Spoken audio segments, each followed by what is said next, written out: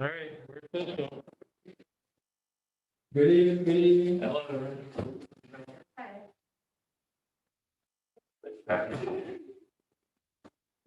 First sheet, really.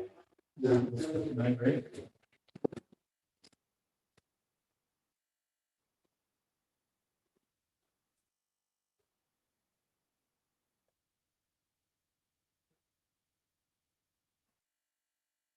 Your sweater pattern is mine.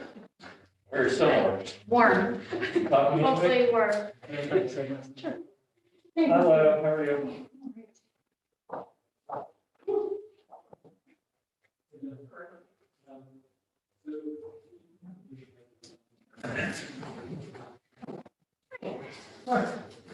Good evening.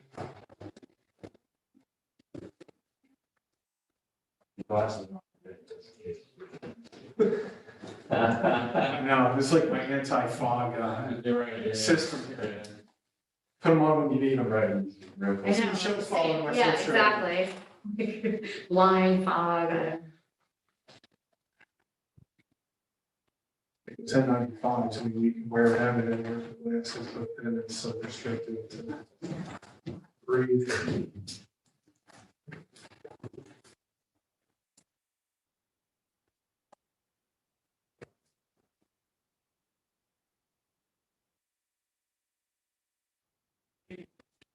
Can't see how this works yet. So I believe the police is somewhere else controlling this. Yeah. What was the reason for moving the side of the council chambers? It's better space. There was construction, and then we're still there. I don't know why we're smaller chambers with COVID. Yeah. Anytime. Joe? Even tonight would be more. Good. I thought that was you, we were doing on the phone. How's everything?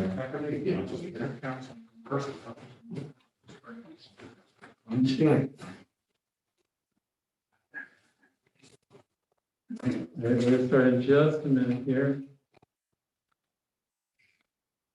Randy, what do we have to do? Anything special? No, I think we're on. Same as what we had to do out there, was it already on? There was this one touch tonight, What was it? so, All right. and I saw everybody on there before. And we joined as a panelist. I might change the camera angle thing, though.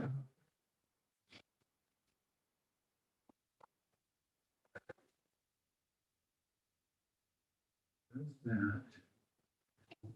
On this other thing.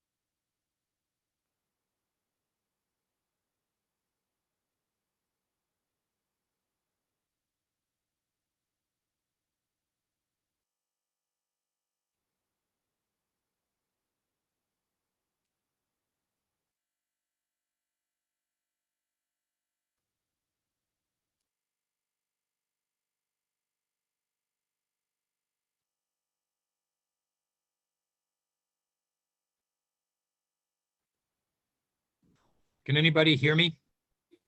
Yes. I am looking at a totally frozen video. Is anybody else having the problem? Hi, Carl. Hello, Michelle. Hello, everybody. No. You can't see the conference? It's Your very, video should be, I'm sorry? your video should be working. Everything is, I believe. Okay, well, it's very patchy. I just internet connection. I can hardwire in. It's probably, oh yeah, okay, you're right. Probably is. Thank you.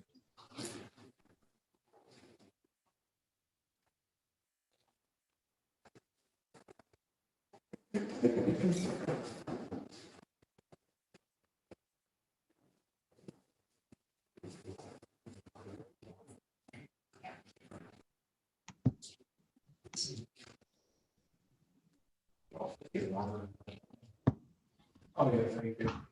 That's great. Oh, yeah. And still in Peter on, so. Hopefully it can use a little less, huh? Number of space heaters. Way down. All right. If everybody's here, then we'll get started. I call this meeting of the Finance Committee to order here at 6:37. We are somewhat newly constituted, somewhat. The new members of the finance, or the membership of the Finance and Audit Committee going forward from this meeting through the rest of the year. I will be serving as the chairperson, Renee Scott Childress. We have Alderman Tony Davis, Alderman Steve Shabbat, Alderwoman Michelle Hirsch, and Alderman Michael Olivieri. So welcome everybody who's watching and who will be watching this later in a recorded version. The first item of business for tonight is to get a report from our comptroller about the state of the city's finances. Thanks, Renee. I'll just pass this out for those on the copy. Consider here.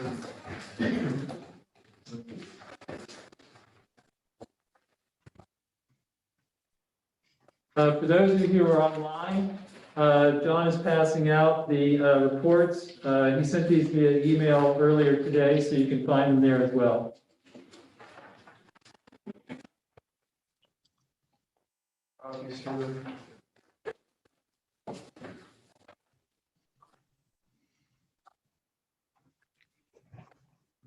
Thank you. Now that we are past December 31st, we are processing 2 years at once. What I've given you tonight is an update on our 2021 finances. And as we continue to develop our year-end numbers, I'll continue to update you. The most notable item continues to be the sales tax in terms of revenue. We are currently at $16.6 million collected for 2021. Our budget was $13,865,000. I do expect the final number to be in excess of 17 million. That number is above our 2022 budget, so we do start the 2022 year with some room for budgetary hiccups, not substantial, but with some. But in any event, the 2021 sales tax numbers appear to they will appear to finish well over $3 million over budget for 2021. Again, budget's $13,865,000 at this point. We're on track for about $17.6 million in revenue. Obviously, we've talked at length about what's driving that inflation, et cetera. That's the sales tax you just said, John? The sales tax, yes.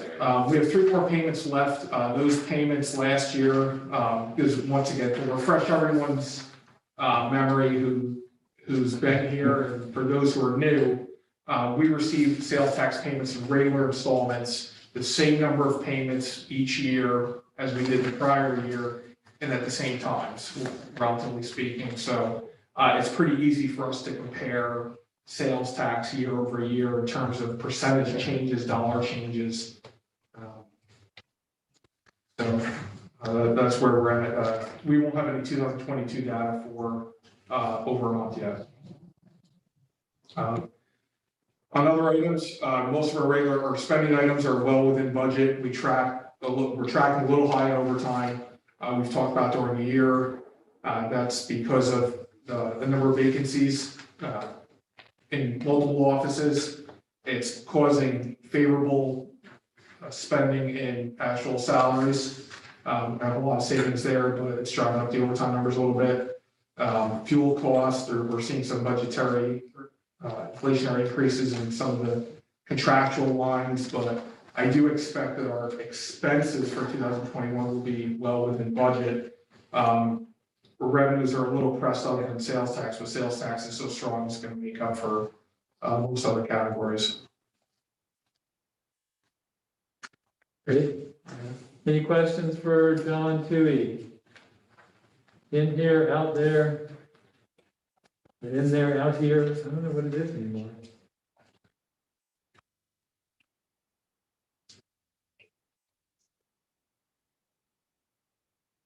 All right, hearing no questions then, thank you for that, John.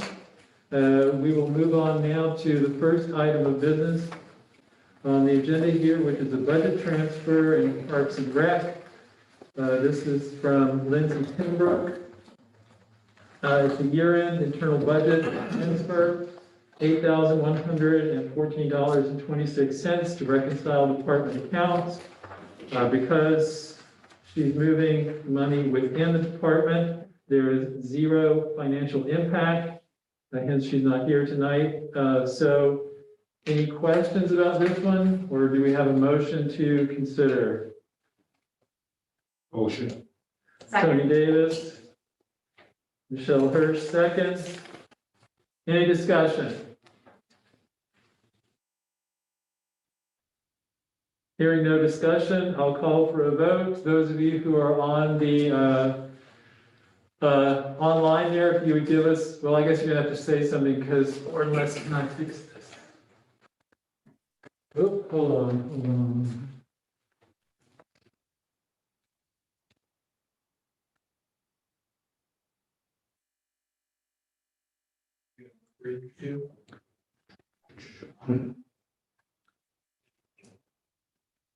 There we go. Now we see everybody. What you just did. I hit change view. And then the view, let's see, camera control, we're also going to do that. So we stay in one place. All right, so those of you who are online, you can either say yes, or probably better to give me the thumbs up or down. All in favor? Aye, thumbs up. Anyone opposed? No. Okay. Is Carl on? No. No, I guess we collected from Lisa that was getting the reports. This doesn't, that's what we have here in place. Some of the old houses. I don't know about it. I forwarded them over to Lisa. I guess we. All right. Okay. The second item here is Henry Street Safe Route to School. John Schulteis in his stead, or with him, yes?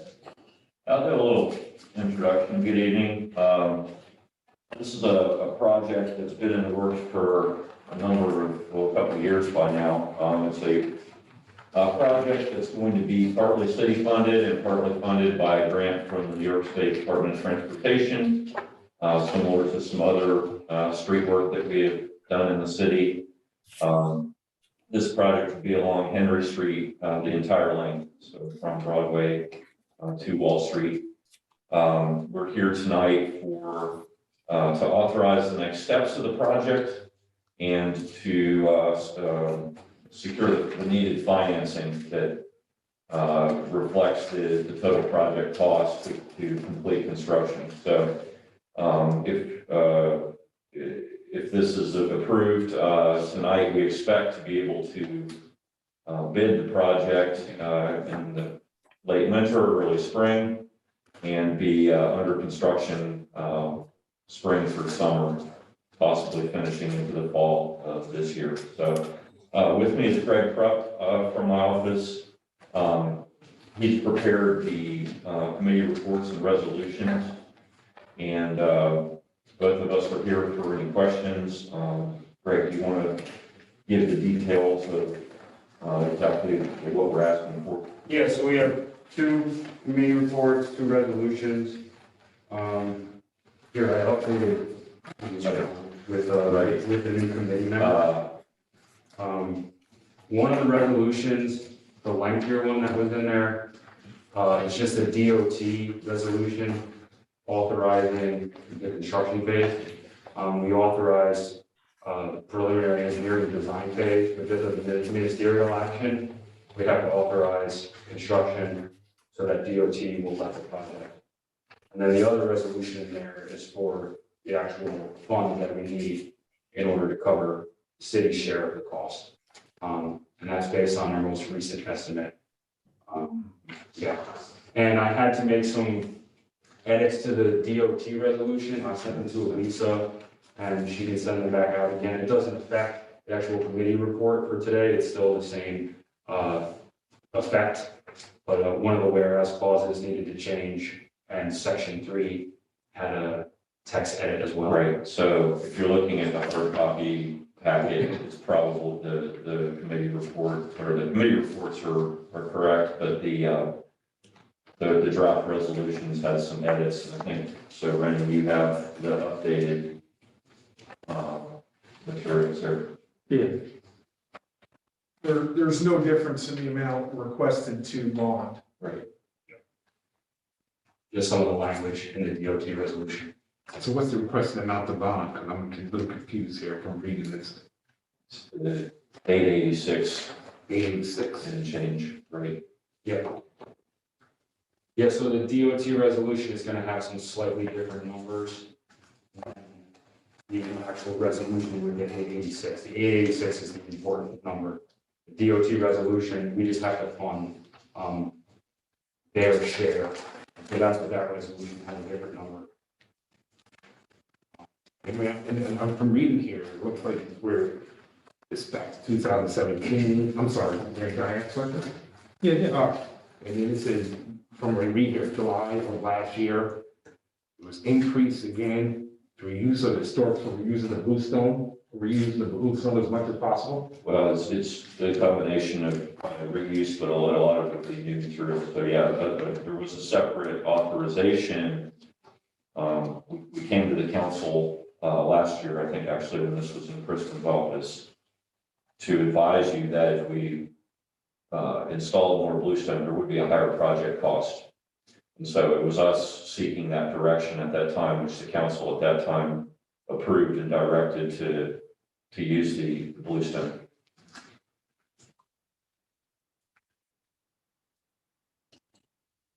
So it's going, it looks like you're saying it's increased from 1.6 million to 2.6, or 1.7 million to 2.7 million. From this committee report. Well, yeah, 1.7, I think, was the earliest estimate that went back several years and was prior to the detailed design being completed. Right. So now that we have that, those are that is the estimate. Of course, we have not yet bid the work, but you know, we use the best available information to come up with these estimates. So the current amendment is since July, since after the bluestone? And how much of this is due to inflated materials costs? We want to answer that, but we know things are up 20-30% easily. Furthermore, I think since the project was originally conceived, the project as originally conceived did not include resurfacing the street itself. It was a curb and sidewalk project formerly, along with maybe some pavement markings. We got to looking at the logic of putting nice pavement markings on what's really very rough, one of the rougher streets in town. And so we knew we wanted to include the resurfacing, so that alone added scope and cost. But you're right, since the initial estimates would have been performed almost probably 4 years ago, costs are up a great amount. Okay, And it's gonna go out to bid when? Target the late winter, early spring.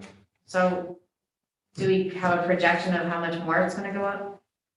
When we do an estimate, well, I don't know the date on this estimate, let's say it was December. There's typically not an adjustment made for less than a year. If we knew it was going to be more than a year, a delay between the estimate and the bidding, we might make an adjustment.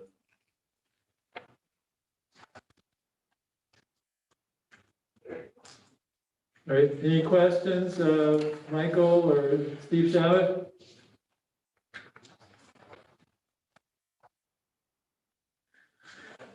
All right, any other questions here in the room for the engineers? All right, well, we've got two motions, two committee reports. The first one, which has no financial impact, this is the one required by the state, reads a resolution to authorize implementation and funding in the first instance 100% of the federal aid and state Marchicelli program aid eligible costs of a transportation federal aid project for additional preliminary engineering, construction, and construction inspection work for the Henry Street Safe Route to School project. Do we have a motion to consider? Tony Davis? Second. Michelle Hirsch seconds. Any discussion? Hearing no discussion, I'll call for the vote. All in favor? Aye. Aye. All right. Anyone opposed? Seeing none.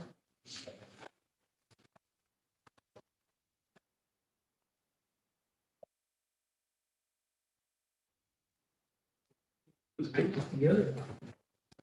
The second one,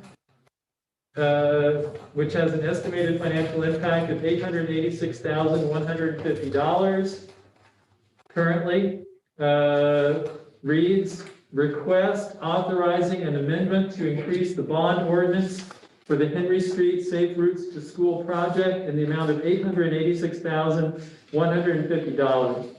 The original ordinance dated September 6, 2017 was made for $337,132, which was 20% local match to New York State Department of Transportation's $1,348,542 grant. This ordinance was previously increased by $115,000 on June 13, 2021 to fund historic bluestone. This amendment would increase the bond from its current value of $442,132 to $1,338,282, which is a local match plus bluestone plus current amendment. The total project cost has therefore increased from $1,685,656 to $2,686,806, which is the original plus bluestone plus current estimate. Do we have a motion to discuss? Tony Davis, Second. second by Michelle Hirsch. Any discussion? I'm just, Yep. I'm just hoping that we can get this out to bid as soon as possible this fast. I mean, now we have to go to February, right? And full common council vote on this, if it passes out before before we have any more increases, because it doesn't seem like the prices ever come down. Could it happen? Well, we certainly share the urgency. We know, time is money. Yeah. And there's also the a real favorable bidding season is usually during the winter when contractors are looking to arrange their projects for the coming season. So we do like to bid things, early in the year when possible. Any other discussion? Just, I'm just agreeing with Tony and hoping that, this doesn't go higher, it's just increasing. More importance that safe routes is famous that, hopefully we can just get this going as soon as possible. Well, and it's also really vital in that part of town, which has not seen a lot of great improvements. So we're excited to get this project going for all kinds of reasons. Any other discussion or comment? In that case, I'll call for a vote. All in favor? Aye. Anyone opposed? Motion carries unanimously.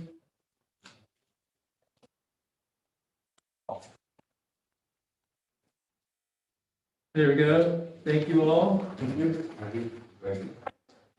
The item by Ed Norman has been pulled because you're getting some special numbers. On the next item, the Stuyvesant Apartments pilot agreement, Dan Baker is here.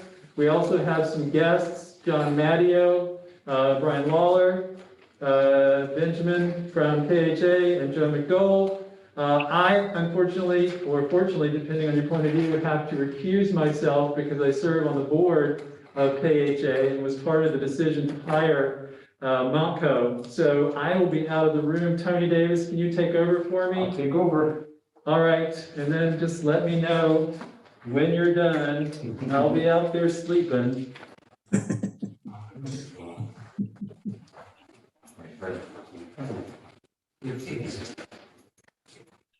Let me know when you're ready, Tony. I'm ready. I'm ready. All right. Who's up first, Dan? Yeah, I'll introduce it and then we'll kind of go from there. So good evening. Those of you who don't know me, I'm Daniel Baker, City of Kingston Assessor. And we are here tonight to talk about a proposed resolution with regard to Stuyvesant Charter Housing Development, Stuyvesant Apartments Housing Development Fund Company, currently known in the public, and the property we're talking about is Stuyvesant Charter. As many of you very well may know, the City of Kingston is definitely the leader in Ulster County, if not Hudson Valley wide, with regard to its support of affordable housing.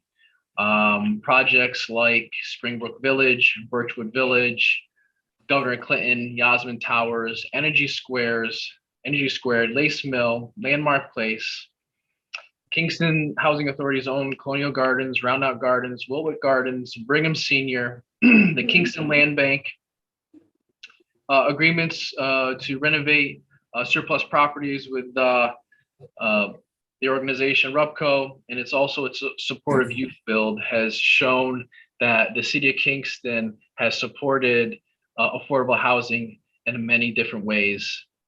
Tonight, we're here to talk about Stuyvesant Charter and its redevelopment plans, and hear a proposal from Kingston Housing Authority, its partners, Mountain and how the city can help redevelop this property to make it affordable and long-lasting and safe and for the future to come.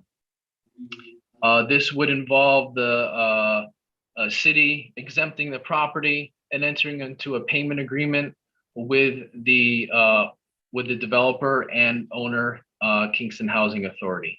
And that's what we're here to discuss today. So I will go ahead and turn it over to, and in the room with you, across from you, Tony, is Benjamin O'Shea. Also across from you is Joel McDowell.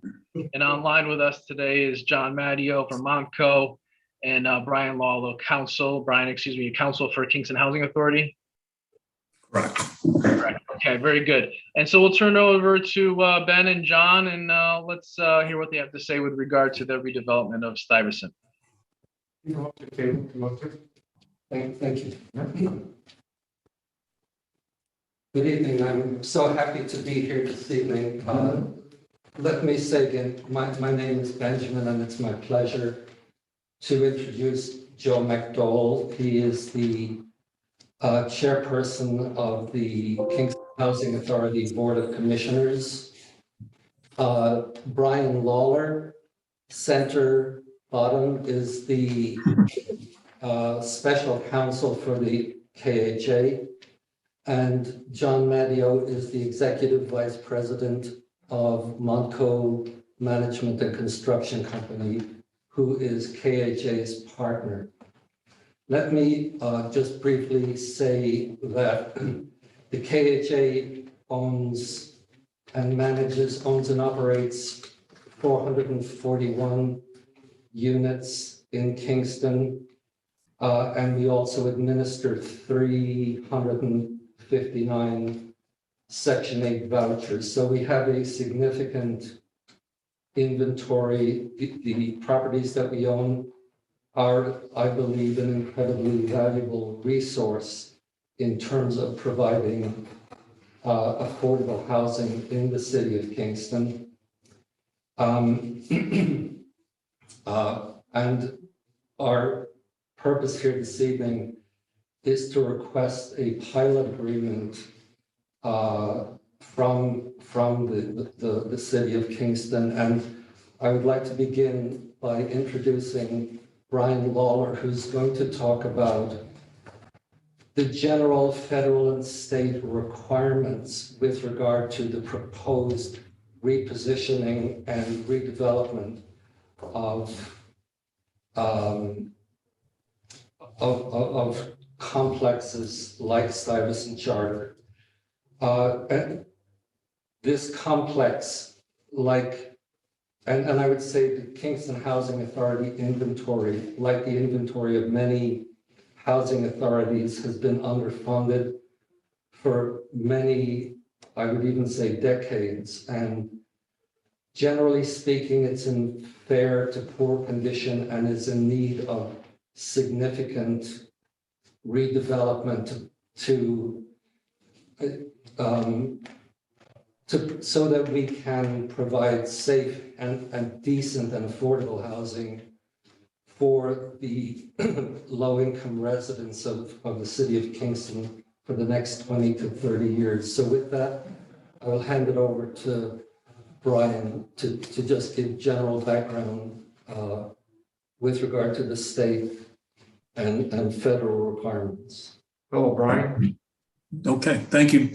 Thank you, Benjamin. Good evening, everybody. Thanks for letting us come before you and talk about the pilot. Dan, also thanks for the overview of the commitment of Kingston to affordable housing. I spent most of my career in state government, including a couple of years as state commissioner of housing for New York. So I am familiar with Kingston and all of those projects that you ran down.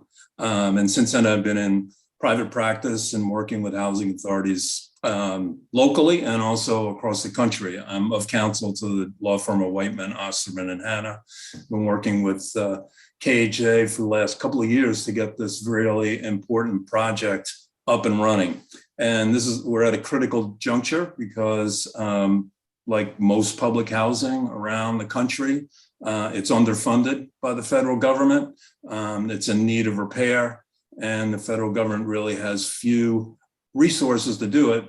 The program we're pursuing is called the RAD program, the Rental Assistance Demonstration Program, which enables housing authorities to leverage other resources, particularly state and private financing, which this project really does extremely well. There's a significant amount of debt on the property, proposed debt to be on the property. The state is providing substantial subsidy.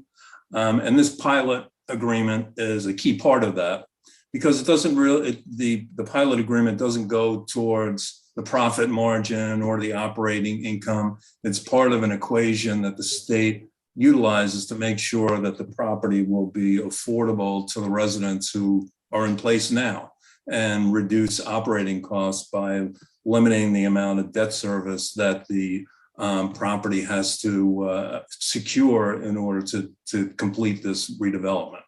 So it's something that goes directly into the rents.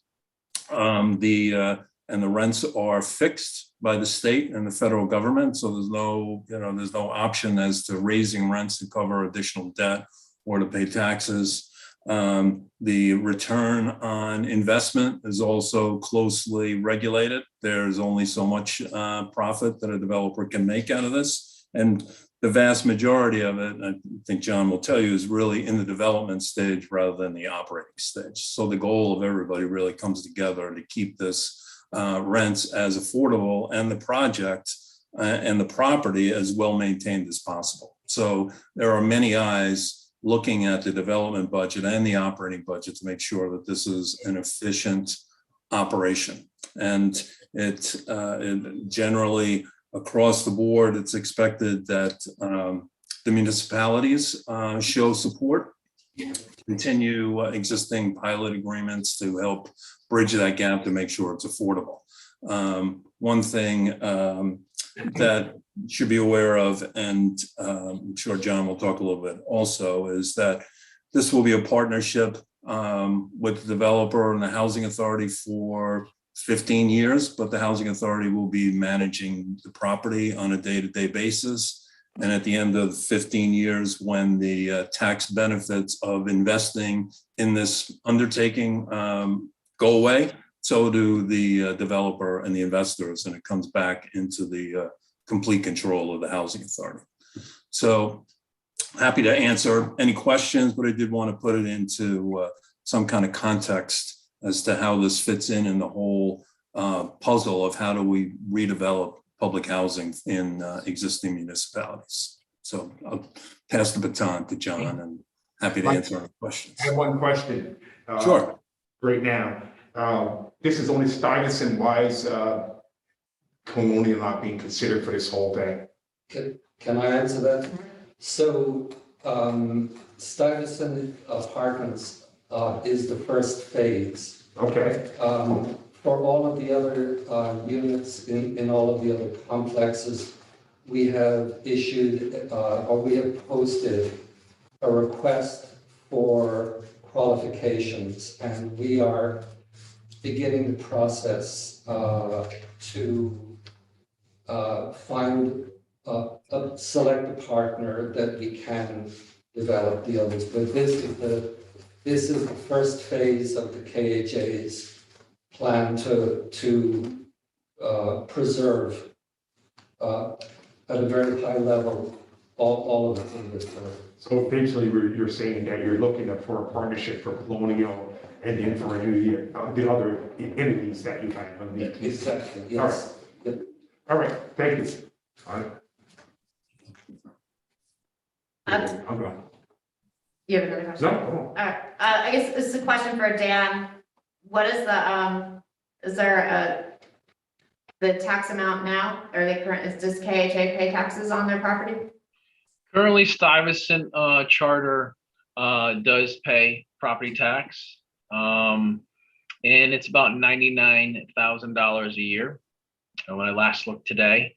And this proposal starts at $144,000 a year. So it would be an increase of a large amount starting year one if the proposal was adopted. And in addition to that, it would be subject to a 2.5% increase each year. So this pilot proposal is very similar to our other proposals that have come through this council, similar to Energy Squared and Landmark Place. We keep building on the experience that we've all had with affordable housing and how to make it better for the subject property and how to increase those revenues to the city at the same time. So the escalator is in this proposal, as is a fair and balanced amount to receive per unit that is very comparable to Energy Squared and Landmark Place and other projects that we've approved before. Any other questions? Anybody else? Okay, then you ask me another question. Okay, if there aren't any other questions, you want me to just give you a brief? Hold on for a minute, John. Dan, did you say 129,000? 100, it would, the proposal in front of you starts at $144,000 per And what year. do they pay currently right now? 99,000. I think in the initial letter, the estimate of 129,000, I believe is incorrect. I think that's a little bit much. I think, like I said, I checked today. We can double check that in the morning, but I believe it's $99,000 a year it's currently paying. All right, thank you. John? Yeah, thank you very much. Thanks. And I do want to thank the assessor again for that perspective on affordable housing. And The city has been very supportive, just for this committee's information. The city has been very supportive of this project once we started working with them. And I'll get into some of that in a minute, but just as a brief description of Stuyvesant project, it's located, I think most of you may know this, it's located across the street from St. Mary's Cemetery on Sheehan Court. It's a 9-acre site with 7 buildings. They're all low-rise buildings, 2 stories, 120 units, all 1 and 2 bedroom units, no larger units than that. The development is over 40 years old. There's considerable work that has to be done, including some environmental issues that need to be addressed. We've spent the last couple of years working with architects and engineers and the housing authority staff to identify the work that needs to be done and price it. And we've put together, as Brian mentioned, an application to the New York State Division of Housing and Community Renewal and the New York State Housing Finance Agency. And we intend to finance the redevelopment of the project through the issuance of tax-exempt bonds by the state and a low-interest, basically grant loan from the state. This financing structure is similar to how many housing authorities across the country are trying to reposition their development. Essentially, the state and HUD are contributing to this. The HUD has already provided additional Section 8 certificates for some residents at Stuyvesant who were not receiving Section 8 assistance, and the state is assisting with this as well. The idea is to increase the rents coming into the building without impacting the residents. So if someone goes on a Section 8 certificate, they won't be paying more than 30% of their income for rent. And the Housing Authority in Mountco have made a commitment to the residents and to the state and HUD that even if we don't have a Section 8 certificate for the households out at Stuyvesant, they will not have to pay more than 30% of their income for rent. One of the things that I should mention is that we've spent a considerable amount of time working with the residents at Stuyvesant over the course of the last couple of years. We've helped create a resident advisory group, which we meet with on a regular basis. We meet monthly with them. They've been very supportive of the project. As something I haven't submitted or we haven't submitted, but I can represent to you, I can get to you tomorrow, is we have a letter of support from the resident advisory group to the city asking that the city move ahead with this pilot request. One of the things I will tell you about the rehab is that it's going to be tenant in place rehabilitation. No household is going to have to be relocated off the site or even internally. Mountco has done this type of tenant in place rehab on 18 other developments. So it's more complicated, it's more timely, it's more costly. But when we met with the residents, not surprisingly, they were very supportive of the fact of remaining in their units, even though it's inconvenient for them, rather than having to be relocated somewhere else. We're on the verge of getting the financing approved for this project. As you can imagine, we're competing for these funds with other housing authorities and other developers around the state. There's limited state resources. The state has been very supportive of the efforts here by the housing authority to restructure this development, plus move ahead with the redevelopment of their other developments. We are trying to have this project slated for financing either in March or in June. Those are the next 2 sort of funding cycles that the state has. In order to do that, we have to demonstrate to the state that the project is sort of buttoned up on our end, that basically if the state says, yes, you can have the funds, that we're ready to go. There are a couple of items that the state is looking for. One is a building permit. and our application is in, and we've been working with your building department. We expect to have the building permit issued within the next few weeks. The other is a pilot agreement. As Brian said, the state is clearly looking for that level of support from the city. And the third is a final approval from HUD, which we're expecting to submit that application within the next week or two. And so we're there on the doorstep, but we really want to get these things buttoned up as quickly as possible, because that will give us the best position to get on the state's funding cycle. The total development cost of this project is over $40 million, and of that, $18 million is rehab cost. So you can see there's a lot of rehab work that needs to be done there. I think the last thing that I would say is that the city has asked us to take a look and see if there was any way that we could, because it's a big site, it's 9 acres, if there's any way additional units could be put on the site. And we've agreed to do that. We have to work with the planning department to see whether or not that can be done. But if we can, then we're going to structure the development so that some additional units can be put on the development as well. But obviously, we're going to keep it low rise. We're going to keep the character of the buildings that are out there. So we're very excited about the project. The residents are very excited. The Housing Authority has been terrific in doing all the things we have to do to get to where we are now. And as I say, the mayor and the city have been supportive in doing the environmental reviews and doing the other sign-offs that we need for HUD and the state. So we're ready to go. We'll hope that your board will look favorably on this.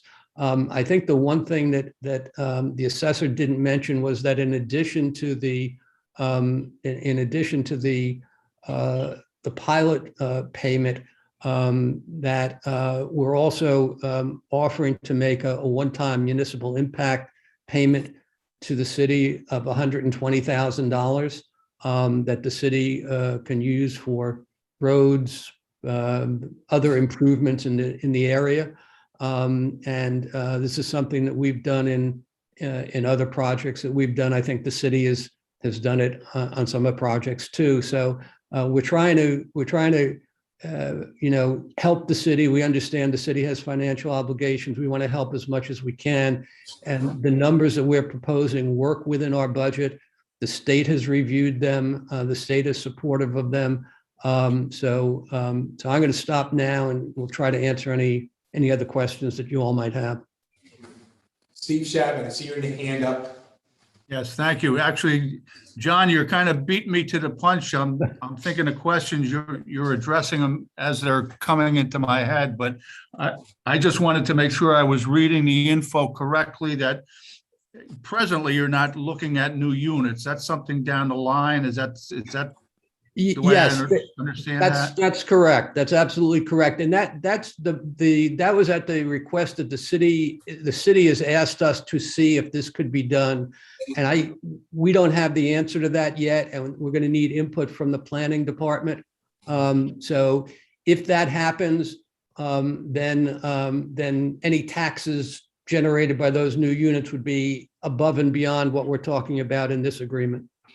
Okay, yeah, one of my initial concerns, as always, is, if we're going to be looking at additional units, at any time, that's going to be more of a strain on our infrastructure over there. So, we'll certainly have to address that, before we move forward. But anyway, it sounds like a good project. I'm unfortunately old enough. I remember when that project was started and completed. So, it would be great to see some upgrades over there. I think it's about time. So, good luck. Thank you. Thank you. Michael?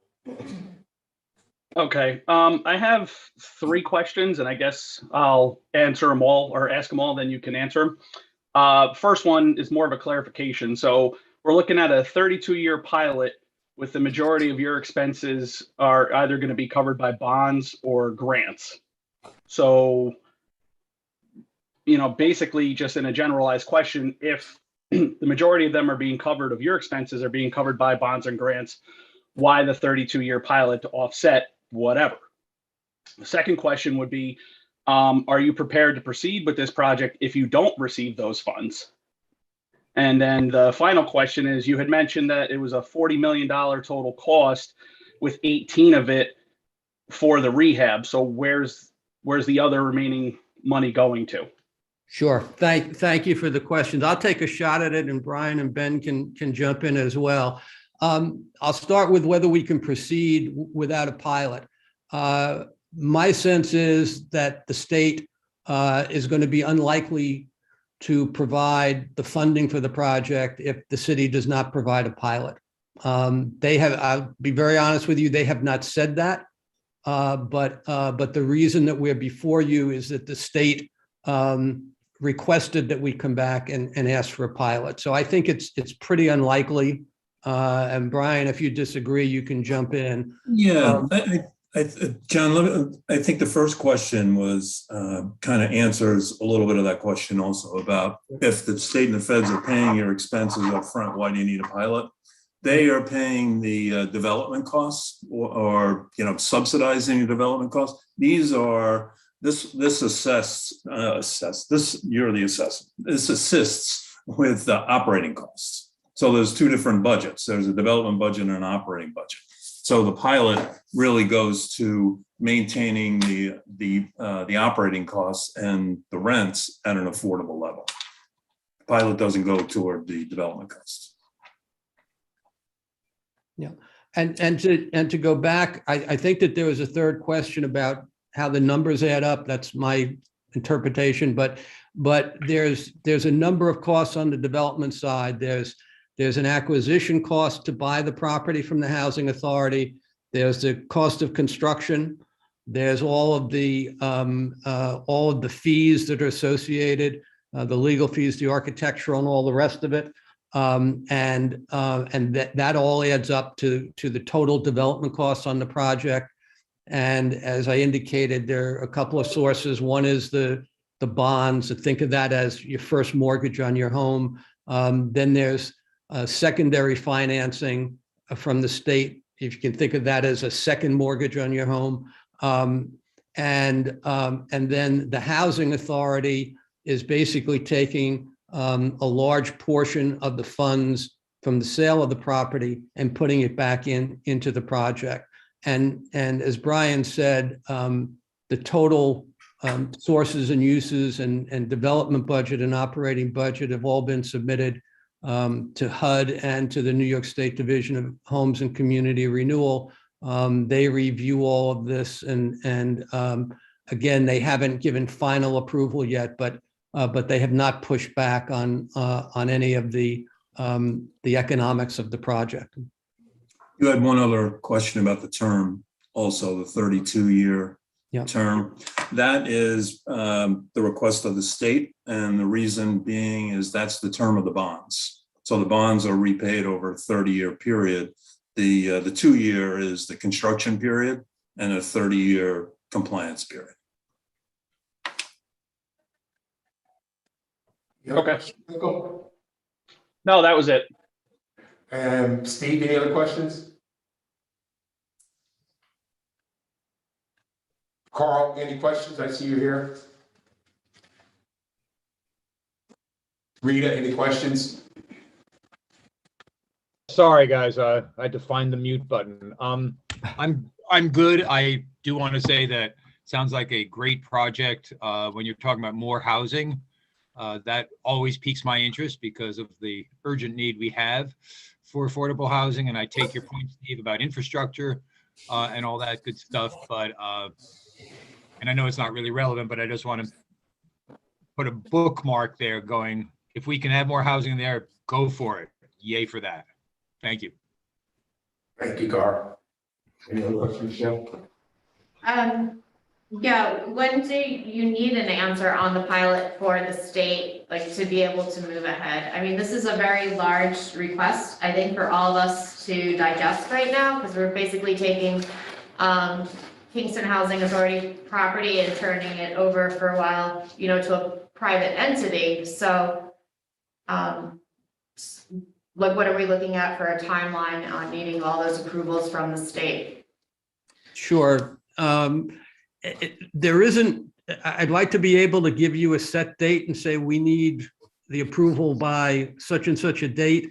It's not really the way the state works. It's basically, and Brian, you can correct me, having been the state commissioner for a while, but essentially, the state doesn't want to schedule a project for financing unless they know that if they approve it, everything else is ready to go. So they won't put us on their agenda for closing until we have this wrapped up. So if it happens now, that's great. We can tell them. If it takes longer, it just means we won't, it's gonna take longer to get to them where we can say, yes, we've got everything wrapped up, which means it's more likely than that other housing authorities who are also looking for these funds will try to get in before us. So it's not, I think, the answer you're looking for, but basically the answer is the sooner the better. We'd like to be able to tell the state by the end of this month that all these items are taken care of. If we can't do that, then then we can't. Yeah, and to just add a little bit to that, John, you're correct. The state pools projects, so that's the March and the June dates that we were talking about. So March is the next pool of projects. They try to do as many at one time as they can afford, but also to make the overhead costs of all fees and underwriters make sense. But John also made an important point. You cannot get into that queue to be part of that pool unless you have every piece in place, because they can't, once they go out to market and try to sell the bonds, that they can't pull a project back out. So they're very strict about timing. We are desperately, well, I don't want to say desperately, we're really trying to get into the March pool for a number of reasons. One is that we've been working at this for a long time, but two, as we all know, with the supply chain issues and inflation, we're trying to manage costs. And the sooner that we close and get contractors on the contract, we can do that. What June will bring, we're not really sure. I mean, the state budget is April 1st. We have to have a budget for us to do our financing. So I'm not going to say desperate again, but we're really anxious to try to get on that March agenda for the pool. So I would say, to reasonably do that, and the other pieces are important as well. You're not the only piece. We'll be, straightforward about that. Is probably in the next 3 to 4 weeks, we have to have some certainty that we're going to have all of our pieces in place. All right. I just had a couple of questions here for the benefits to the city. So it says creation of construction employment opportunities for Kingston Housing Authority residents. And also the next one, creation of subcontracting construction work opportunities for local construction. And I would like to see that in place if we're going to go forward with this. I would love to see local construction and companies and people have the first opportunity that can be done. And I do love, I really appreciate that piece of Kingston Housing residents. And I'm assuming that's like what is it? When they don't know, but they're trying to learn. And apprenticeship. So is that what that's all about? To try to get them hands-on in construction field? Yes, and you're echoing the concerns that the housing authority itself had when it selected Malco. As Benjamin said, there were a number of developers competing to be selected. That was one of the most important aspects of the selection process that the housing authority set up. So we submitted an MWBE plan and a Section 3 plan, which relates specifically to the residents of the Housing Authority. And we've committed to that, to the Housing Authority, to the state as part of our plan, and to HUD. We've been very successful at that in the past, exceeding the goals that the state set for us.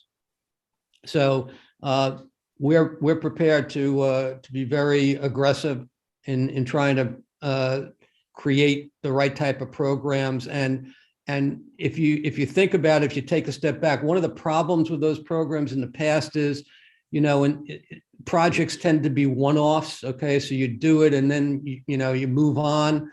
Here, the Housing Authority has an opportunity, with the fact that it has other developments coming down the road that they're going to redevelop, that the programs that we set up now can really create a feeder program for contractors and residents, that they'll be able to move from this project on to the next projects.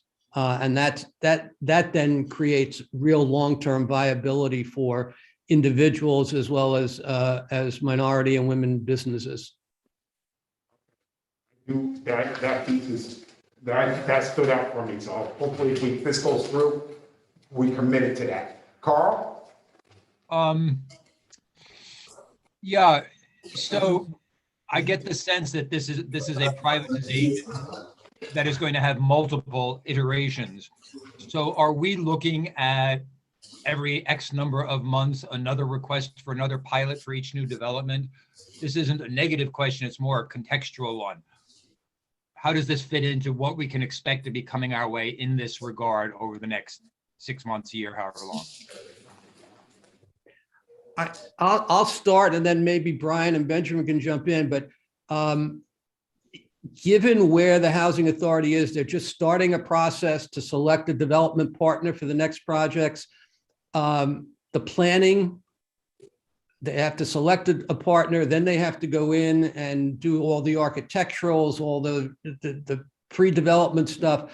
I doubt very much the Housing Authority will be in a position to move ahead with a project, with the second wave of projects, for at least 1.5 to 2 years.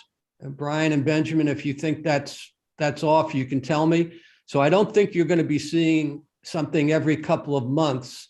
And I doubt you're going to be seeing anything for the next 1 to 2 years. After that, what you see may depend on how the Housing Authority decides to move forward. They have a number of different projects. There may be different ways to do some of those different projects.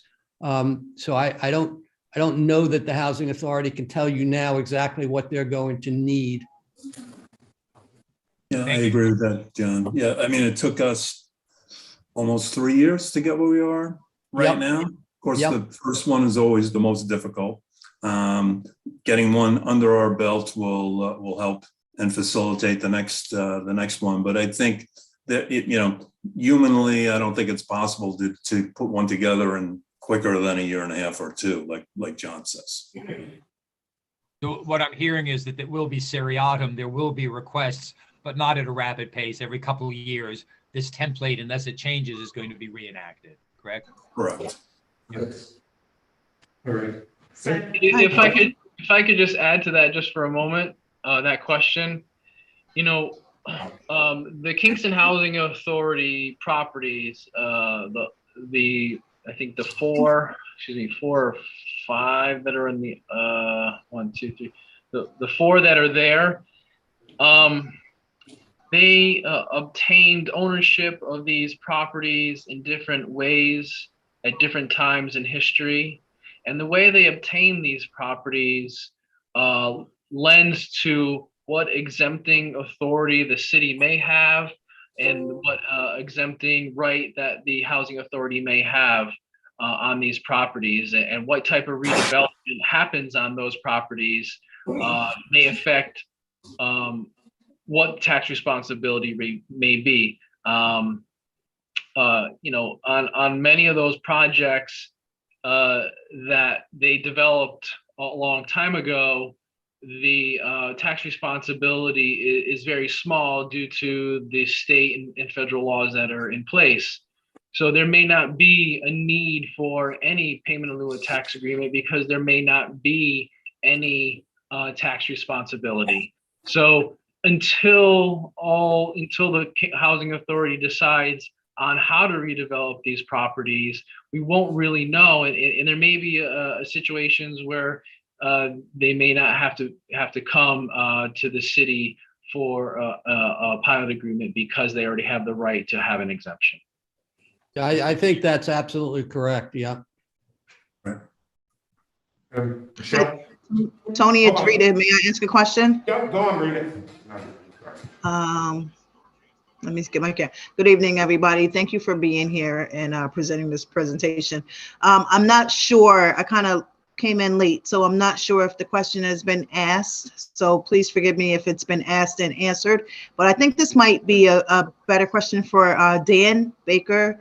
So the pilot, sometimes they negatively affect or impact public education. So what is this pilot going to do for our Kingston City School District, or is it going to impact it at all? So the city, since I've been here about 10 plus years now, around 10 years, I think it is. When we have negotiated very similar pilots just like this under the same private housing finance law, the authority that allows the city to be the exempting authority, the city has always shared in the proceeds of the payments.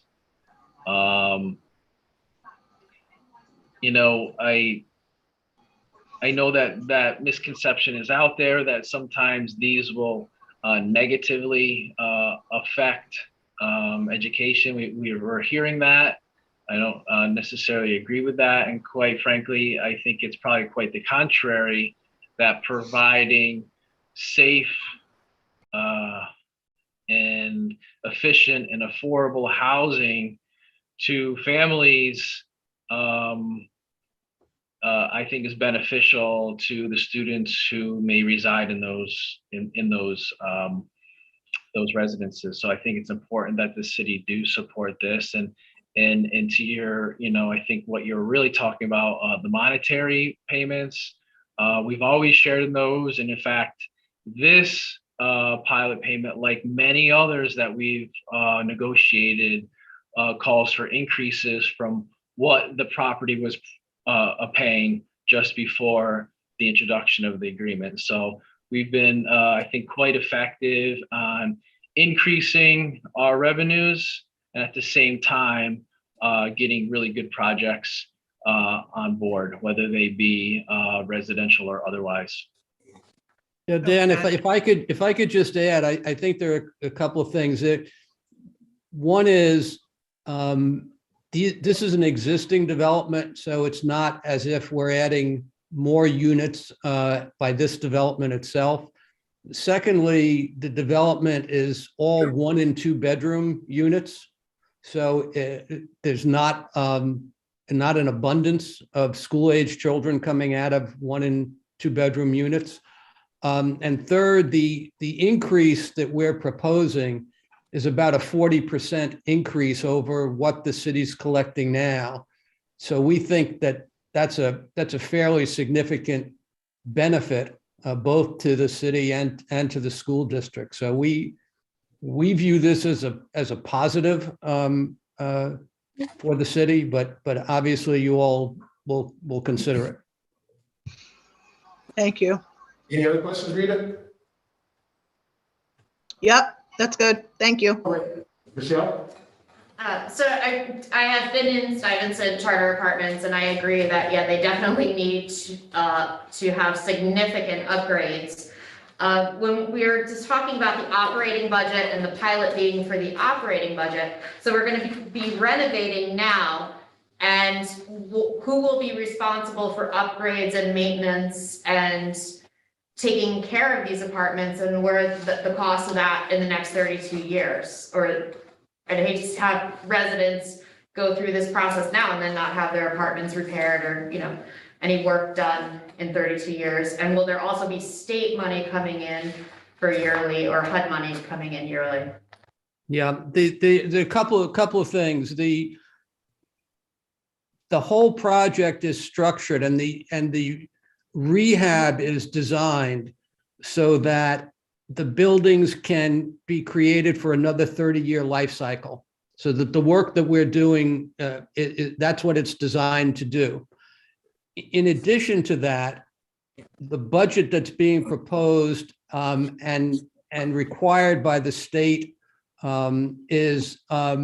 requires, in addition to the rehab work that we're doing, to create what's called a replacement reserve account, which means that every month there's going to be an initial deposit of several $100,000 into that account.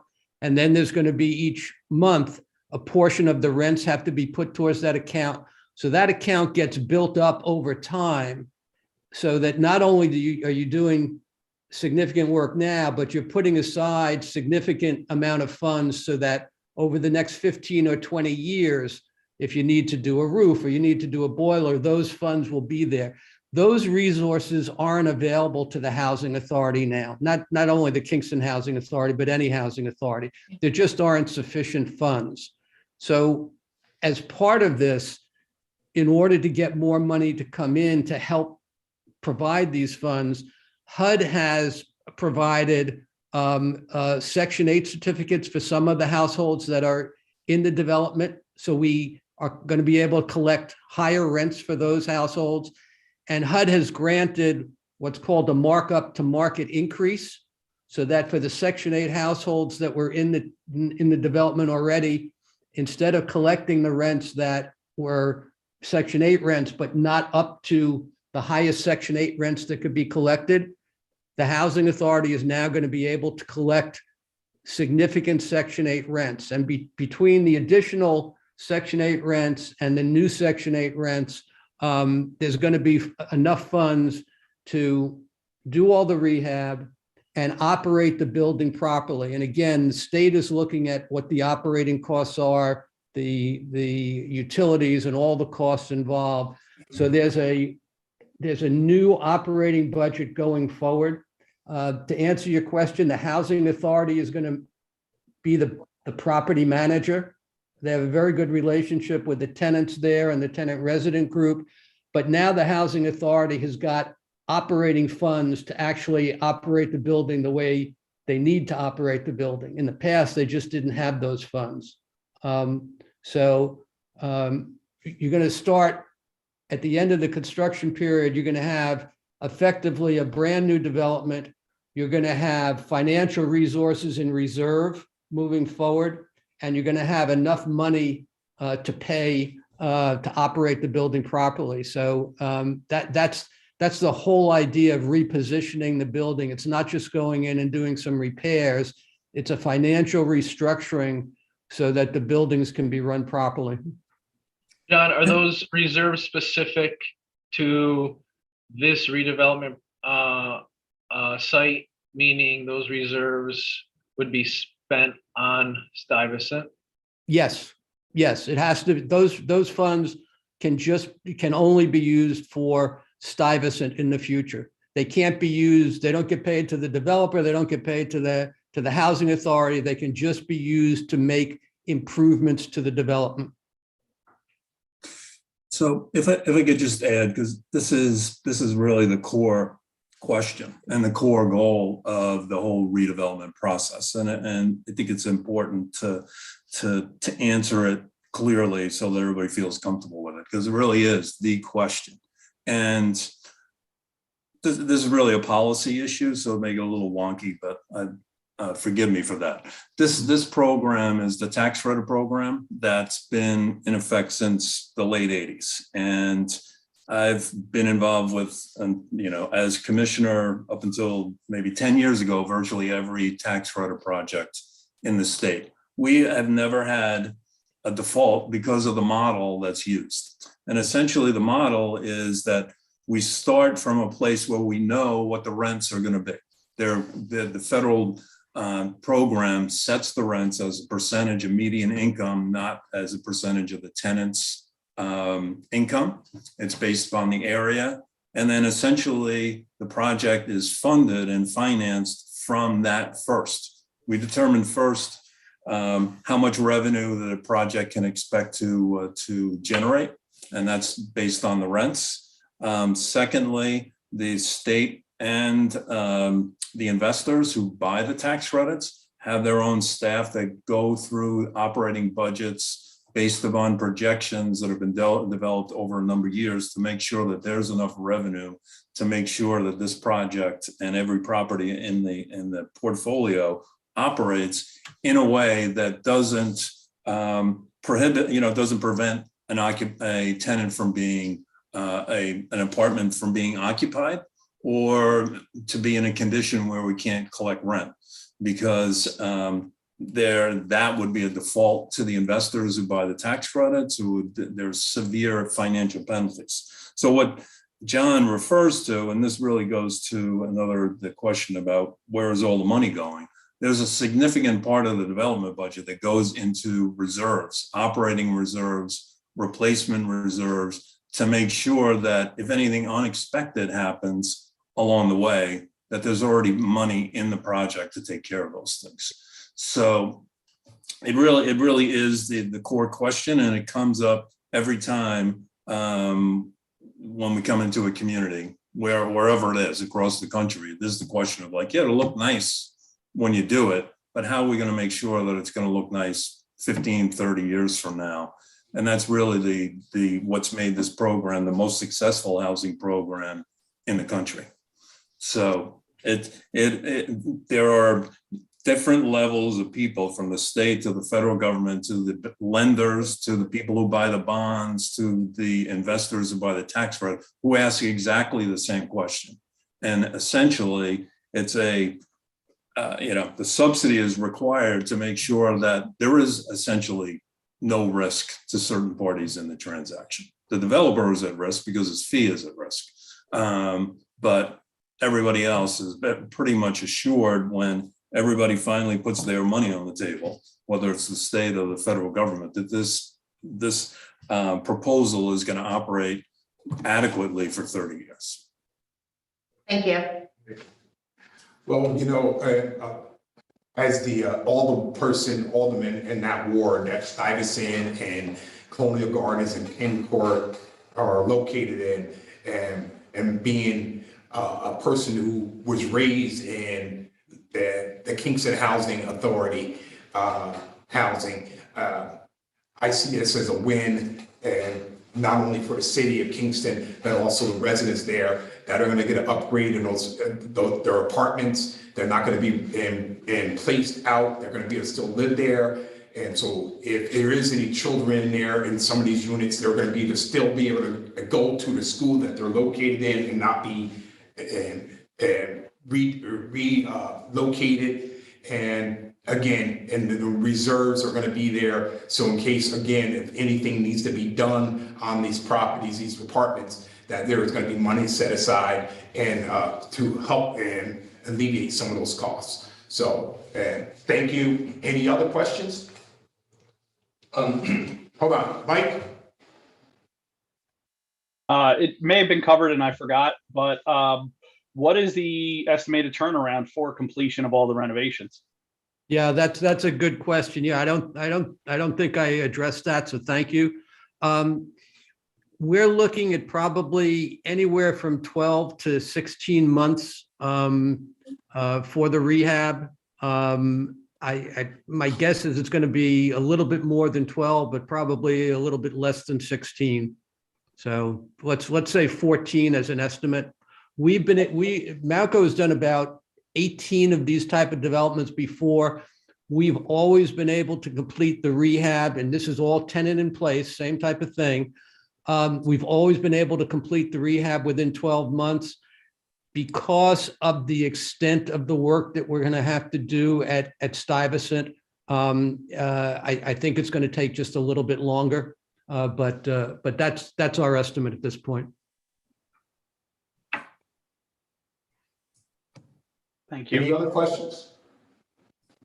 Any other questions? Actually, Okay. is there any way to increase the height of those buildings and build upwards, or they have to stay as they are? We took a look at that. That's again, a good question. That was one of the things we looked at. With you say in the construction business, with time and money, you can do anything. Could it be done? Yeah, it's probably the way the buildings are laid out. It'd be pretty.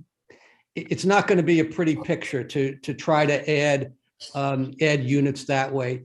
If we're going to add units at the site, because the site is so big, we're better off if we can carve out a little piece of property and add another 20 or 30 units, adding to the existing buildings. We looked at it. We don't think that's the way to go. Okay, thank you. Yep. Benjamin, I know you wanted to say something. Yes, I would just like to add to John and Brian's point about timing. Having attended many resident advisory group meetings, the residents are very excited. Monco developed a model unit, and I have been very serious about the scope of work and about the quality of the materials and the quality of the workmanship. And all of the residents absolutely love the model unit and are starting to envision having their units. And they are, I would say some of them are motivated and just cannot wait to get going with this. But it's something that everybody's eager for it to happen. And at the Housing Authority, our mission is to serve the residents and to improve the quality of life.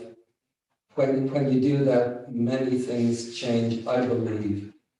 I believe that good housing is an existential need when that's available. I believe crime decreases, and we're working on that. And our heart is to just enhance the quality of life for the residents of Stuyvesant Charter, and in time, all of the Housing Authority. So based on that, are you looking to just renovate the units, or will you be working on the common areas, hallways, Everything. the facades? The grounds, everything, Okay. yes, yeah. And it is a profound renovation.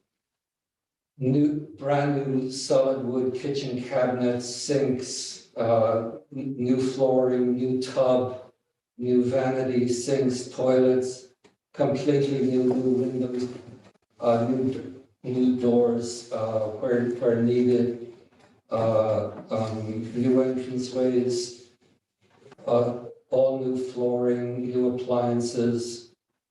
And so we're, at the Housing Authority, we're also excited. And having been a facilities guy most of my life, I really think that the deal that we have achieved with Monco is an excellent deal for the Housing Authority. It improves the financial condition. It's good for Monco, but mostly this is something that really benefits the residents of the community. So we are just hoping that the Finance Committee can approve this as soon as possible so we can get the construction moving, which is what everybody is looking for. All right. So, anything here? Oh, it's basically what, and some of the things that you said, it's definitely, our mission on, as the chair of the board, is to make sure of the quality of people's lives. And to make sure that they're living the right way.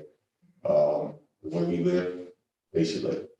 And that's the bottom line. We want everything to be nice and, you know, the environment sets the tone for everything. And it should be nice inside as well as outside. We will see to that being done. And, we're all excited about it. All right, thank you. Thank you. Any other questions? Mike? Two more. And I don't know if this first one's even going to be possible, but is it possible to get references from other developments, or even better yet, some of the actual tenants for these places that have already been renovated? And second question is, I'm not familiar with the layouts of a lot of these apartments, but what is your typical timeline on a bathroom renovation? Because I'm under the impression that most of these 1 and 2 bedroom apartments are only going to have one bathroom. And you mentioned you're doing a complete bathroom renovation. So, you know, how long are these tenants going to be without a bathroom? Sure. So the first question is an easy and short one. We've got, and we can get to you, a list of references from tenant organizations of developments that we've done similar tenant in place rehabs, and from the partners that we've worked with, either housing authorities or nonprofit partners or faith-based organizations that were our partners. I'll just summarize all, and the housing authority, obviously, we submitted this to the housing authority as part of their review to see what type of references we had. The references are going to be consistent, saying we did good work.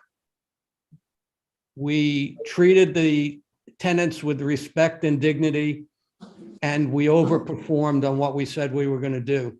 So I think when you see the references, I have no doubt that you will be impressed by what some people have said about us.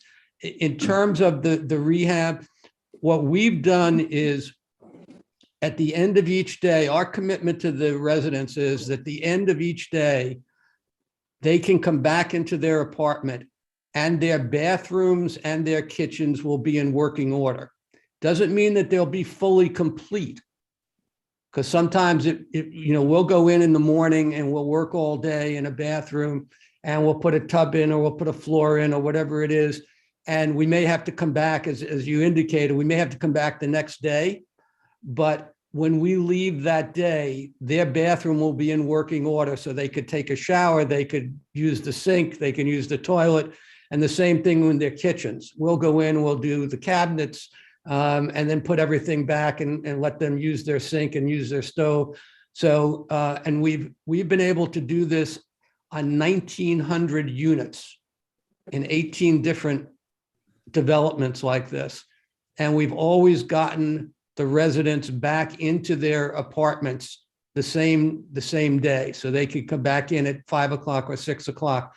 During the day, we provide, because we ask them to get out of the apartments if they want to, if they don't want to be in the apartments when we're working, we provide breakfast and we provide lunch for them because they don't have access to their kitchens during the day if we're going to be working on their kitchens.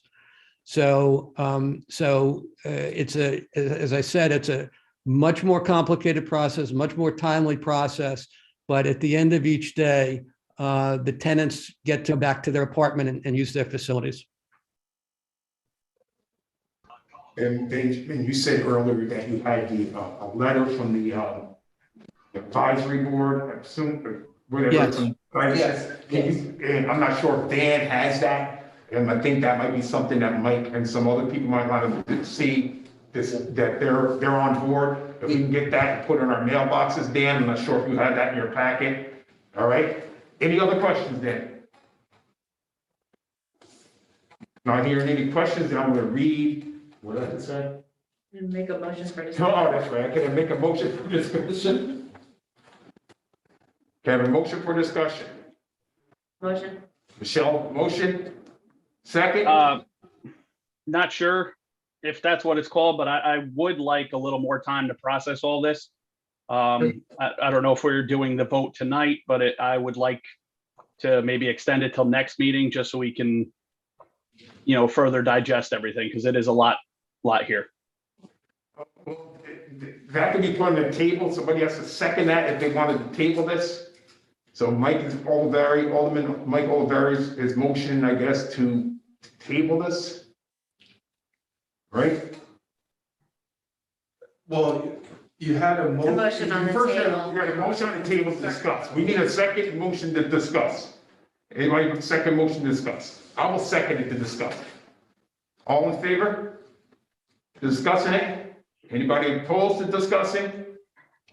All right, so now on the table is discussion. So, any discussion on this? Now, Mike, you can put your motion out there if you want to, Mike, now. Yeah, like I said, I want more time to process this, because I'm just looking at the numbers, and in the most simplistic of questions, if they're giving us more money than we're collecting in the pilot, what's the purpose of doing the pilot? And then, I would really like to see all the nuts and bolts of this to really get a fuller understanding of anything before I just, in a 1 hour meeting, go ahead and say, yeah, I'm all for a 32-year pilot. And now, I'm just remember, just because we vote on it today and it passes, not passes, doesn't mean that it still has to go to the common council at next month's meeting. Okay. So you still have an opportunity between now and there to get any questions answered. And if you don't like those answers, or you don't get them, the way you voted today, you could stay that vote at the common council meeting, or you could change your vote. So how you vote today doesn't mean that you're set in that, Mike. I just want to make sure you know that. So, okay. The committees vote on it, and then it goes to the next month's caucus and common council, where the full council votes on it. Okay. Okay? Tony, Yeah. Tony, if I may, what you're doing tonight is just voting this out of committee. That's it, the finance committee. And then, as Tony said, it's going to go before the full council. Okay. Steve Shabbat? Yes, thank you. Actually, I'm a little unclear myself here. I don't see a committee report here, so I'm really not even quite sure what we are voting on. I was gonna read Because that, I didn't see Steve. a committee report. I thought this was just discussion. So if someone could read the committee report to me, I would appreciate it. I am gonna read the committee report, but we're in discussion first, so that's why. Would you like me to read it, Tony? I can read it. Okay. Authorizing exemption of parcel SBL number 48.74-3-8 under PHFL section 572 and 577. Additionally, authorizing the mayor to execute a payment in lieu of tax agreement and payment in lieu of tax mortgage by and among the city of Kingston, Stuyvesant Apartment Owners LLC, and Stuyvesant Housing Development Fund Company Incorporated. Estimated financial impact, 120,000 plus. That is the committee report. Thank you. All right? So that is what we're voting on. All right? So I just wanted to clarify with Mike that the way you vote today, you can change your mind, you can keep it there, but it goes to the full council. It's just only getting out of the committee, and then everything goes to the council the next month for a full vote. Dan? Yeah, I just want to assure Alderman Oliveri that if you have any comments, questions, concerns over the next days, weeks here, I can definitely sit down with you, talk to you about it, answer any questions you have, and to answer, the question that you did have with regard to why would we agree to more payments for 32 years? Well, the city of Kingston, just like the developer of this redevelopment, will like some certainty, and their lender would also like some certainty. because these housing complexes do not have great rents. They run on very tight margins. So the lender who is lending this large amount of money needs that certainty, needs that guarantee that these expenses are not going to go out of whack. Okay. And we see this time in and time out with similar types of redevelopment projects. Okay. We've done the same with the many that I've listed in the beginning when I spoke. Landmark Place, Lace Mill, Energy Squared. We just did Yasmin Towers and Governor Clinton, which was also a live-in place rehabilitation, Birchwood Village. So we have these, and those lenders of those redevelopments are looking for that certainty. And it is also helpful for the city to have that certainty. And with that, with us giving that certainty to the developer and the owner of that, they've also given us in return something greater than what we would typically expect from a property like this, with those guaranteed increases of 2.5% each year. Thank you, Dan. All right, appreciate that. We got on the table again that this committee report. Do I have a motion for this? Do I have a motion? Can you just read it one more time? Please? Authorizing the exemption of parcel SBL number 48.74-3-8 under PHFL section 572 and 577. Additionally, authorizing the mayor to execute a payment in lieu of tax agreement, a pilot, and payment in lieu of tax mortgage by and among the city of Kingston, Stuyvesant Apartment Owners LLC, and Stuyvesant Housing Development Fund Company Incorporated. Estimated financial impact, $120,000 plus. So I have a question, sorry, just based on this resolution and just reading the actual language of the resolution where it's saying Stuyvesant Apartment Housing Development Fund Company to be formed, which is then going to be the HDFC. How long will it take for that to be formed? Like, we need to have this passed before that can be formed? Brian, I think that's been formed, has it not, Brian Lawler? Yeah, sorry, I was on mute. Yeah, both of those entities have been formed. Yeah. But we're not going to transfer ownership of the property until, well, first we have to get Attorney General approval, which is in process, but until all the financing is in place, including the pilot.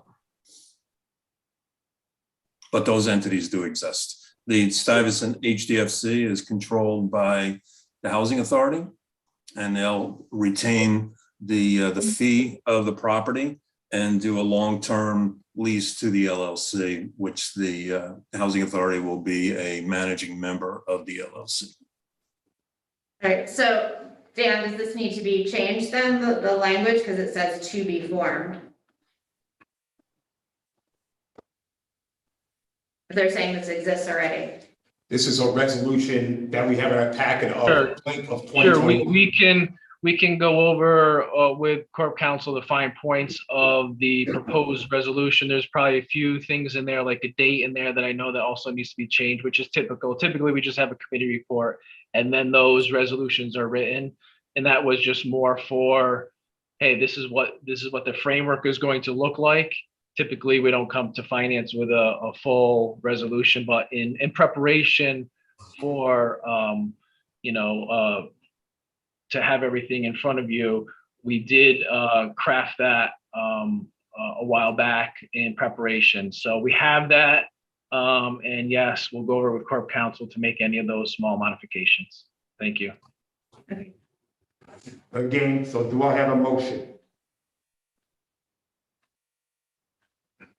Steve Shabbat, A second. Michelle Hurst, second. Again, Carl, we need to see you on things since, He's not. oh, I'm sorry, Carl's not on, Mike's here. Show of hands for those ones out there, I here, if you're for it. Aye. Aye. So that is 4, and Rennie had excused himself. So that's it. Thank you. And we got the plan again, as I on the state, that this will go to the full, this is this committee report, it goes to the full council in February, and for them to vote on this. So this is not a done deal yet. Thank you, gentlemen. Thank you. Thank you out there. Thank you. Thank Yeah, you, if everybody. anyone has any further questions, just let us know. All right, thank you, Dan. Please, yes. I'm gonna pass this around, everyone's here. If I can make a suggestion, Yeah.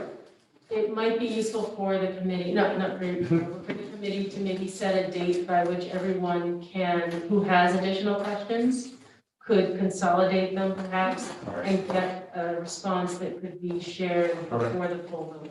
All righty, so for Corporation Council, if anybody has any additional questions on this, please forward those questions to and the chairman of finance, Rennie Scott Childress. And I would say, Do we, maybe to you, since Rennie has. oh, I guess you gotta forward it to me then. Forward it to Tony Davis. Let's see here. So we got the meeting. You guys don't have to be here for this. We're just setting this up, just so they can get their questions answered. And I don't have my calendar right in front of I me. have it. And this is gonna be, this thing is in February. So if you guys can get those questions to me, if you have any by the next Friday, is that good enough? Well, I think maybe so that we give the other folks enough time and maybe internally to also have time to add some detail. If maybe they can get it by the 18th or 19th questions. Okay, That would give enough time to compile responses for okay. people to actually be able to read in advance. All right, so if you have any questions that you can't get answered yourself, please forward those questions to me by the 18th or the 19th of this month. Okay? Very Tony, good. should we CC Dan in those or just send them directly to you? You can CC Dan and them as well. Yeah, that way Thank I can start on them if they come early. Okay. Okay? As well as the full council too, Mike, if you would CC the council on your questions. Okay. And Yeah, if anybody has any questions, forward them to me, CC Dan Baker, CC the full council, so then if they have any questions, it's not repeating, and, they can also see what questions are being asked. And again, Okay. give them to me by the 18th and 19th of this month. Got it. Thank you.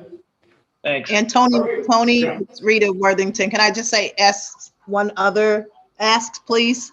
Yeah. And when this does come before the full council, if, Dan, you said you were going to get with court counsel, if you could have the correct committee report, if that could be finalized for us when it comes before us, so no one's kind of still wondering what's going on, that'd be great. Sure, yeah. I think the committee report is correct. It would be the resolution you're speaking of. The resolution, yes, Yeah, yes, definitely. Most definitely. Yes. All right. thank you. Thank you, guys. Let me get Rennie back in here so he can take over. And thank you all. Thank you. For the council, for the housing authority, and if I can just be, if you're able to let me know when the next meeting is. All right, Jeff. The next housing authority meeting? So, Rennie, you're back on now. No, just for. City Hall renovations and so number 5 on the council. All right. Fourth Wednesday, okay. Okay. Those are just copies. Thank you for that. Yeah, I don't know if anybody was going to be the liaison. Yeah, I'm the new liaison for the council. So to the housing authority. Okay, you too. The council to the housing authority. You too. Yeah. All right, Rennie, we're on item number 4, new business, or no, item number 5. All right.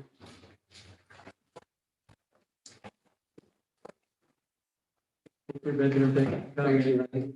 Have a good evening. Thank you, everybody. Good night, thank you.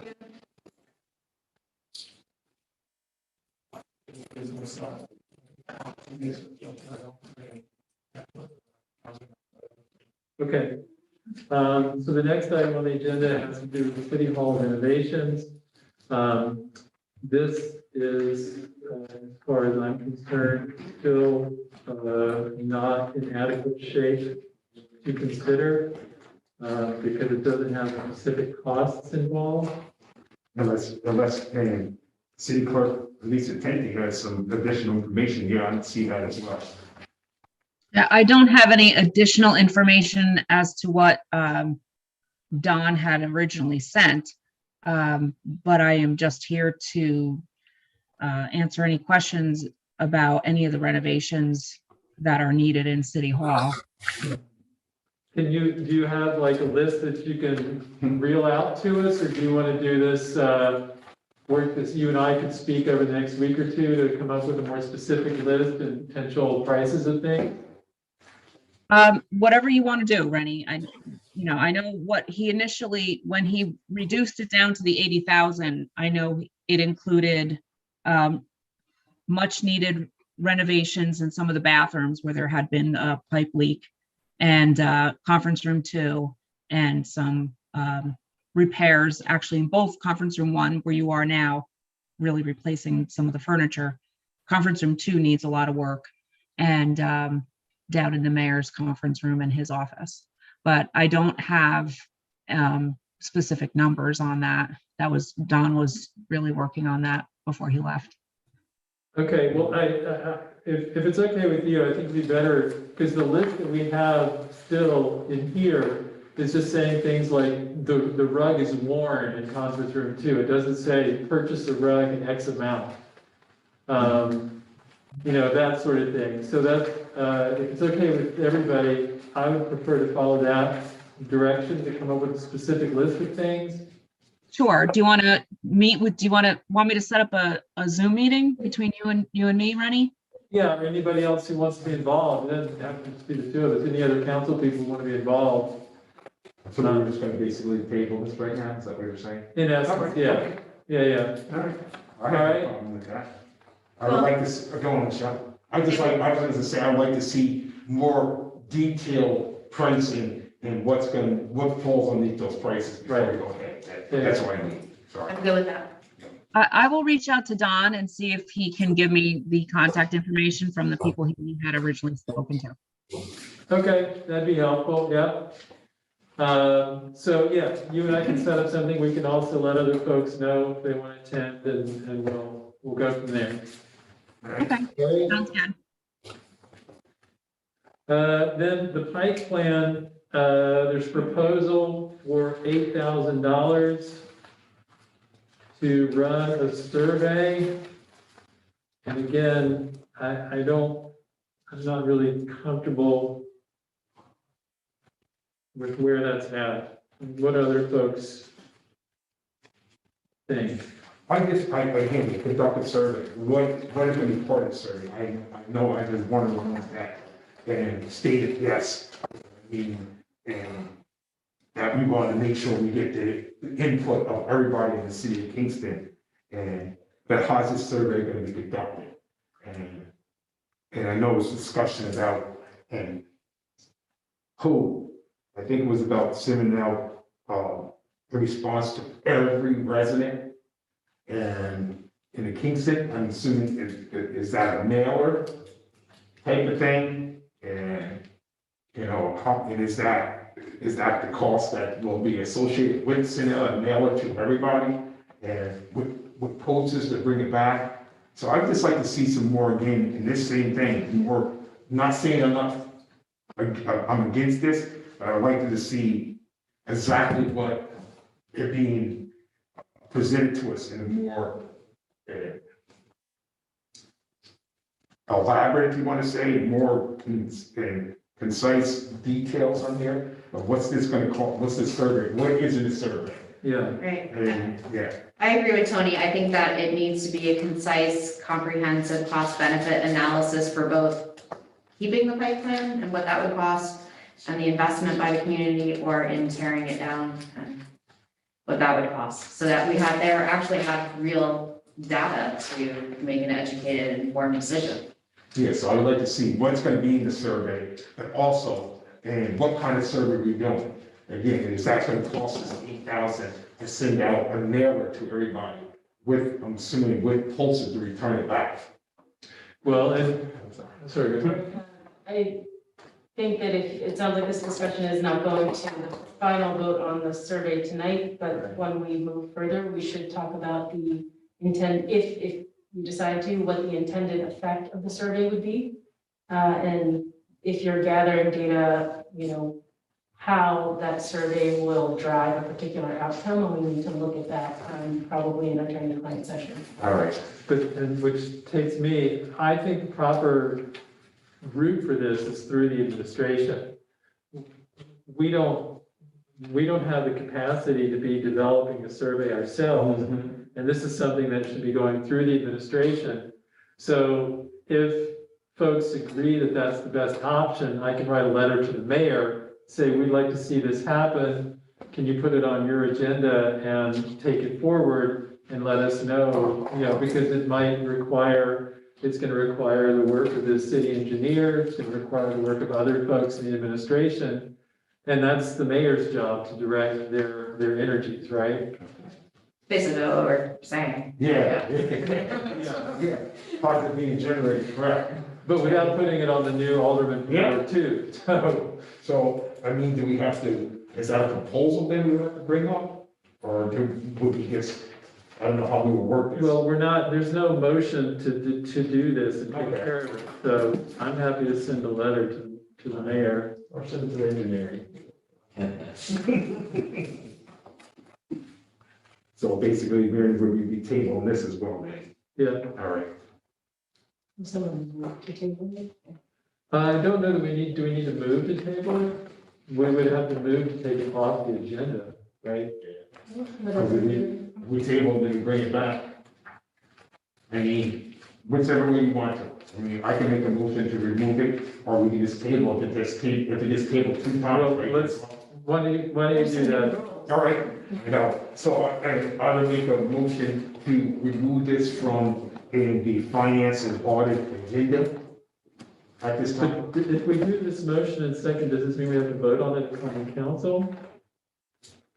I don't have any rules in front of me. Yeah, I don't know anything in there. We don't have something that says what happens if you remove something. So then I think it's flexible enough to proceed in a reasonable fashion if it's not set forth in the rules. So whatever you think would be reasonable. So look at Reasonable. If you're removing it from your agenda, I don't, the entire council has to vote on removing it from the. Okay, so is everyone here in favor of removing this from the agenda? And I will send a letter to the mayor. Everybody good with that? Isn't there a motion? In the new rules, like a postponement, a motion to postpone? This isn't a motion to postpone, this is a motion to get rid. And so in a postponement, you would already had to have a motion. Steve Shabbat? Yeah, he was for it. Thank you. Actually, this is kind of a comment or question for Elisa. One of my first orders of business when I became an alderman, all those many years ago, was to look at the antiquated lighting in the building, which we have done a fine job of, replacing with newer fixtures, some motion detector lights. But when I heard her mention the bathrooms, it did ring a bell to me that I had brought up fixing those lights. Unless something's changed, I believe those lights in the bathroom stay on 24/7. Is that still correct? I actually have no idea. I Never I dawned believe on they me that they do. were on 24/7. I can check that out tomorrow and then. And I was told that that could not be corrected. Now, I refuse to believe that. There has to be some way to retrofit those lights. There's no switch in the bathroom. I don't see a switch on the light. So, but there's got to be a way. An electrician should be able to figure out how we can get that on and off and, perhaps have a motion detector in them. That's just, it just doesn't seem right to me that we leave those lights burning 24 hours a day. Well, we So have to if you could- establish that first. So do we have a volunteer to spend the night in the bathroom? No, seriously though, so Melissa, can you put that on the list of things to consider? Absolutely. Thank you. Because I would think at the very least, you could have something that, motion detector that would screw in. Anyway, whatever, figure it. All right, thank you. So the last item here is ATV fees. Laws and Rules and the Common Council agreed to set these, but we didn't actually set a specific price, a specific fee schedule. So we had talked about following the Albany law, which has two aspects. One is that anyone who operates an off-road vehicle in violation of the law shall be guilty of an offense punishable by a fine not to exceed $650 or imprisonment not to exceed 15 days or both. And then the vehicle would also be impounded and would require a redemption fee of $2,350. So Tony, I believe you were in favor of using those same two amounts? Correct. I Okay, sent you that communication, what, last week or something? yes. I'm looking for it now, but correct. I was just, I had read up on the Albany, and Albany's legislation here, and I just thought that we just follow suit what they are. And to hamper, these illegal ATVs and dirt bikes on the roads.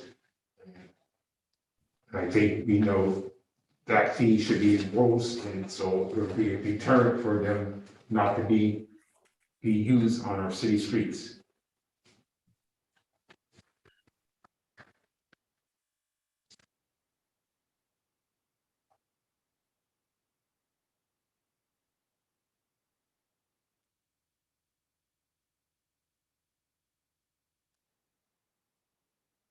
Okay.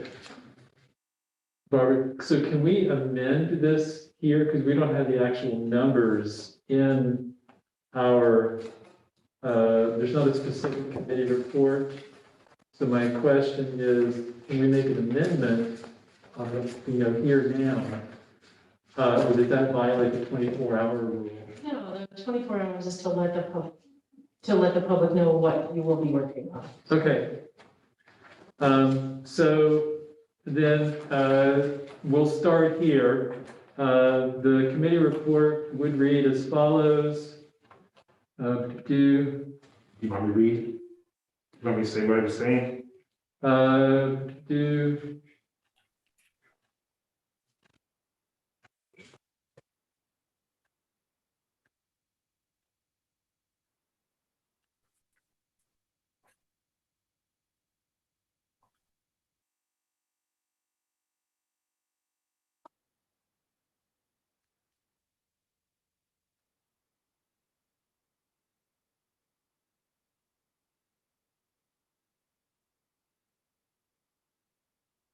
So I would read something, it would read this way. Alter the Kingston City fee schedule as follows.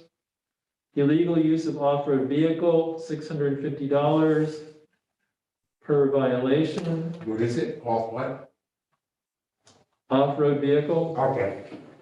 And redemption fee for impounded off-road vehicle, $2,350. Do you have a motion to consider? Tony Davis, Second. second, Michelle Hirsch. Any discussion?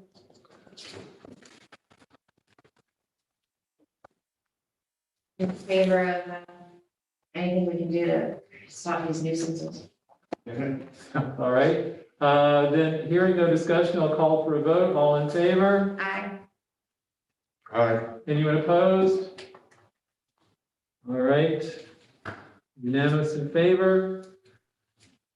That is it. All right, so that's the end of it. Anybody have any comments, questions, queries, excitements they want to pass on before we adjourn? All right, hearing none, I'll consider this meeting adjourned at 8:30 PM. Thank you all for coming. Good to see you. Again, if you guys get those, any comments that you guys can't get answered for, it's gonna be by the 18th or 19th.